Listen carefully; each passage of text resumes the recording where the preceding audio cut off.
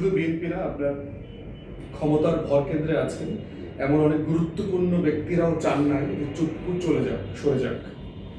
তো সেরকম একটা বাস্তবতায় চুপ্পুকে অপসারণ করাটা অথবা বিদায় করে দেওয়াটা অথবা পদত্যাগ করা, যে ভাষায় বলেন, এটা বিলম্বে হলেও আমরা এই সিদ্ধান্তকে স্বাগত জানাই।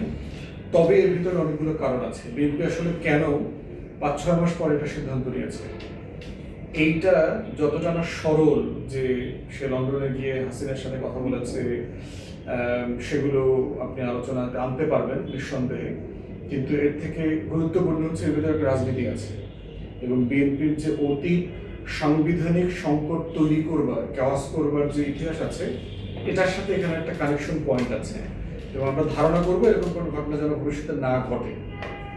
তার ভিতরে একটা হচ্ছে 5 বছর পর নির্বাচন হবে, 5 বছর পরে 90 দিনের জন্য সরকার গঠিত হবে, একটা কেয়ারটেকার সরকার তৈরি হবে, তারা নির্বাচন করবে এবং কেয়ারটেকার সরকারের গঠন প্রক্রিয়াতে আমরা ঐকমত্য কমিশনের যেই ধারাবাহিকতা, যে প্রসেস আলোচনা করেছিলাম, এখানে কিন্তু বিএনপি একমত হয় নাই।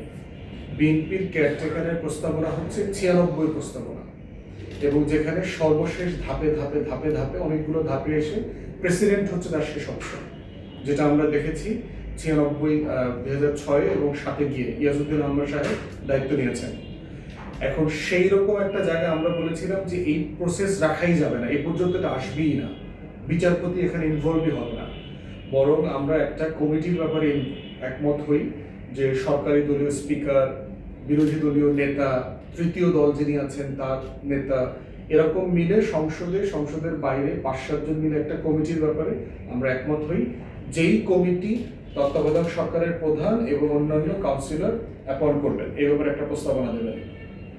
বিএনপিতে একমত হয়নি, একমত না হয়ে সেটা 96 প্রস্তাবনায় চলে গেছে।